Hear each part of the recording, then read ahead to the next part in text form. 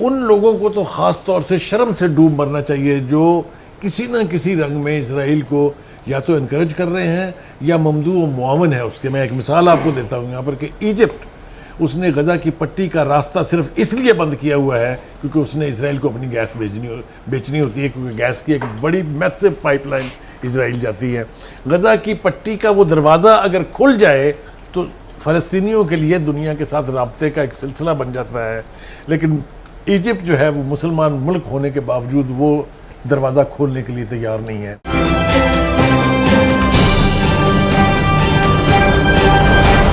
क्या इसका कोई एंड है? क्या कभी ख़त्म होगा?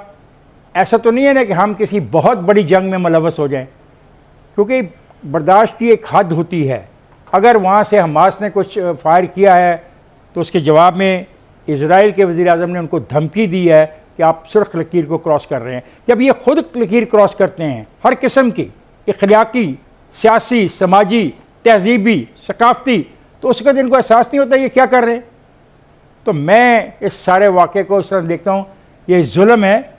पूरी इंसानियत को सोचना चाहिए कैसे ख़त्म करना है और कब ख़त्म करना है। बात यह है खान साहब, ये वो जुल्म है जो 1948 में जिस तरह आपने बताया कि यहूदियों को एक अलग जगह दे के शुरू हुआ, फिर 1967 में इसकी एपिसोड 2 स्टार्ट हुई, जब उन्होंने जुल्म, बर्बरियत, ताकत के नशे में आके गरीब और निहत्ते मुसलमान फ़लस्तीनियों को कत्लेआम शुरू किया और अपनी एक्सटेंशन की तरफ प्लानिंग शुरू कर दी। और ये ही वो एक्सटेंशन की प्लानिंग है जो आज वो करते हुए इस नतीजे पे पहुंचे हैं कि जो इस वक्त जिसकी वजह से ये सारा मामला खड़ा हुआ है वो उनका एक शहर है शेखुल जरार, जिस पे वो अब कब्ज़ा करना चाहते हैं। ये वो इलाका है जो फ़लस्तीनियों के पास है। अब वो अपने एग्रेशन और ताकत के ज़ोर पे अपने आप को असर्ट करके उस इलाके पे कब्ज़ा करना चाहते हैं, जहाँ यहूदी इस लेवल पे चले गए हैं कि ना मासूम बच्चों को देख रहे हैं, ना औरतों को देख रहे हैं, ना बूढ़े लोगों को देख रहे हैं। और मुस्लिम उम्मा जो मुसलमान, जिसमें बहैसियत हम पाकिस्तानी भी शामिल हैं, हमारी लीडरशिप भी सो रही है। आप ये देखें, सिर्फ एक इनिशिएटिव हुआ अभी तक, वो क्या हुआ, वर्चुअल कॉन्फ्रेंस मुनक्कद की है जिसमें कोई 60-70 मुस्लिम ममालिक शामिल हुए हैं। उसमें भी उन्होंने सिर्फ कंडेम होने के अलावा कुछ नहीं किया। और उससे भी बढ़ के इंसानियत, जो पूरी दुनिया जिसका शोर मचा रही होती है कि इंसानियत के नाम पे, इंसानी हकूक के नाम पे अमेरिका, यूरोप, उसके लीडर्स खड़े हो जाते हैं।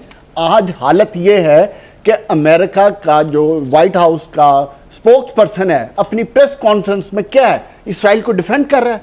डिफेंड करके क्या कह रहा है कि उनके पास बहैसियत रियासत हक हासिल है कि वो अपने आप को डिफेंड करें, तो लोगों को मारे, और मस्जिदों में जाके मारे। और जुल्म ये है कि रॉकेट चल रहे हैं, गोलियां चल रही हैं, लेकिन उसका नाम लेने वाला कोई नहीं है। इससे ज्यादा बदकिस्मती और मुस्लिम हमारे अरब ममालिक, हमारे अरब सरबराह जिन्होंने किस मुंह से इसको कबूल किया था, आज वो खामोश हुए बैठे। ओआईसी सो रही है। बात कर रहे जावेद, ये क्या जुल्म है? ये कब जागेंगे हम बहैसियत मुसलमान या इंसान, कब जागेंगे? पहली बात तो ये है कि दिल बहुत दुखी है, इसलिए कि जो इंसानियत के खिलाफ जराइम कमिट किए जा रहे हैं इसराइल की तरफ से, उसका कोई हिस्ट्री में आपको उसकी मिसाल नहीं मिलेगी। सेकंड वर्ल्ड वॉर हुई, फर्स्ट वर्ल्ड वॉर हुई, लेकिन जिस तरह की रुथलेस किलिंग जो है इस वक्त फ़लस्तीन की अपनी सरजमीन पर फ़लस्तीनियों की हो रही है, इसकी कोई मिसाल नहीं मिलती है।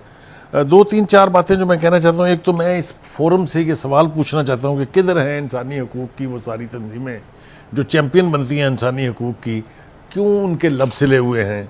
किधर है आलमी ज़मीर जिसको हम कहते हैं वर्ल्ड कॉन्शियस और ग्लोबल कॉन्शियस? किधर है अक़वाम मुत्तहिदा? किधर है जो रेड क्रॉस है? किधर है वो जो यानी ओआईसी? किधर है अरब लीग? ये सारी जो मुजरमाना खामोशी है, ये फ़लस्तीनियों के इस गम व गुस्से को और इस दुख और इस शहादतों को और ज़्यादा गंभीर बना देती है। मेरे ख़्याल से हमारे यहाँ पाकिस्तान में भी इस हवाले से बहुत कसम पुरसी का आलम है। मुझे अच्छी तरह से याद है कि एक गोली चलती थी अगर फ़लस्तीन में तो हमारे स्कूलों, कॉलेजों, यूनिवर्सिटियों और शहरों में लोग उबल पड़ते थे, जुलूस निकलते थे, उबल पड़ते थे। अब तो प्रेस रिलीजों और स्टेटमेंटों से आगे हम कहीं जा ही नहीं रहे। तो दूसरी बात यह है कि उन लोगों को तो ख़ास तौर से शर्म से डूब मरना चाहिए जो किसी न किसी रंग में इसराइल को या तो इनकरेज कर रहे हैं या ममदू व मुआवन है उसके। मैं एक मिसाल आपको देता हूँ यहाँ पर कि इजिप्ट, उसने गज़ा की पट्टी का रास्ता सिर्फ इसलिए बंद किया हुआ है क्योंकि उसने इसराइल को अपनी गैस बेचनी होती है, क्योंकि गैस की एक बड़ी मैसिव पाइपलाइन इसराइल जाती है। गज़ा की पट्टी का वो दरवाज़ा अगर खुल जाए तो फ़लस्तीनियों के लिए दुनिया के साथ राब्ते का एक सिलसिला बन जाता है। लेकिन इजिप्ट जो है वो मुसलमान मुल्क होने के बावजूद वो दरवाज़ा खोलने के लिए तैयार नहीं है। इसी तरह की और मैं बेपनाह मिसालें दे सकता हूँ आपको। दूसरी बात यह है कि जो इस वक्त सबसे खौफनाक बात मैं आपके सामने रखना चाहता हूँ ये कि Hillary Clinton as a foreign minister Israel आई थी, नेतन्याहू ने उसको रिसीव किया था, और एयरपोर्ट पर जो प्रेस कॉन्फ्रेंस हुई उसमें हिलरी ने कहा कि जो लोगों की हलाकतें हैं इसके हवाले से दुनिया में बहुत यानी कंसर्न है। तो उसने कहा if you want to stay all right, if you want to go back you can go back, we will continue to kill Palestinians. इतने ही लफ्ज़ों में इतनी जुर्रत के साथ कहा किसी ने, मुझे बताएं किसी मुसलमान सरबरा या किसी इंसानी हुकूक की तंजीम से आपने कोई एक कंडमनेशन भी सुनी इस हवाले से? ये प्रेस कॉन्फ्रेंस लाइव दिखाई गई थी। रियासत बहैसियत मुस्लिम ममालिक हम तो गुलाम हैं। अब आप देखें, दूसरी बात यह कि बच्चों का जो कत्ल है जिसकी तरफ इफ्तिखार साहब ने भी इशारा किया था, आप देखें ये फुटेजेस भरी पड़ी हैं सोशल मीडिया के ऊपर कि उनके जो इजरायली फौजी हैं वो छोटे छोटे 6-6 साल 5-5 साल के बच्चों को उठा के ले जा रहे हैं। लेकिन बुखारी साहब बात यह है कि स्वाय ट्वीट करने से या सोशल मीडिया पे अपनी अपनी स्टेटमेंट्स रिकॉर्ड कराने के या प्रेस रिलीज से या हमारे जो फॉरेन ऑफिस की प्रेस स्टेटमेंट से, इससे ज्यादा हम मुस्लिम ममालिक कर क्या रहे हैं, हमारे मुस्लिम लीडरशिप कर क्या रही है? अगर आप मुझे इजाजत दें तो मैं कंक्लूड कर दूं इसको। असल में ये एक सिलसिला जारी है बहुत तवील अरसे से। साबरा और शतीला के कैंपों को याद कीजिए जहां एक दिन की बमबारी में 35,000 फ़लस्तीनी शहीद हुए थे।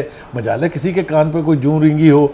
अब जो फोकस है इसराइल का वो है, जिस तरह आपने भी इशारा किया, शेख जर्राह जो एक पट्टी है, हाँ, वहाँ पर फ़लस्तीनी जो है एहतजाज कर रहे हैं।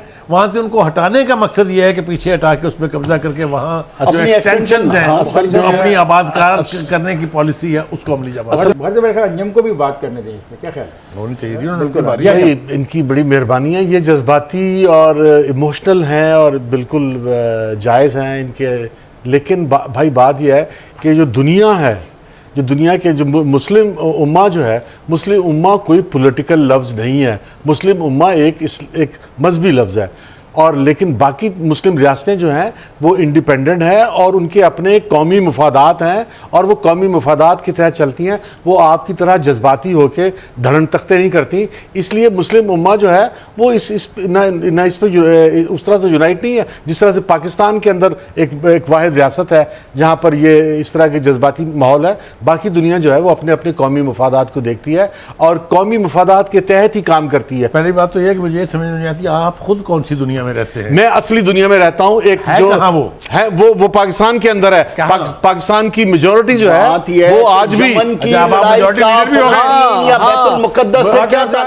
दोस्तों ऐसे ही वीडियो देखने के लिए चैनल को लाइक एंड सब्सक्राइब जरूर कीजिए। जय हिंद, जय भारत दोस्तों, मिलते हैं अगले वीडियो के साथ।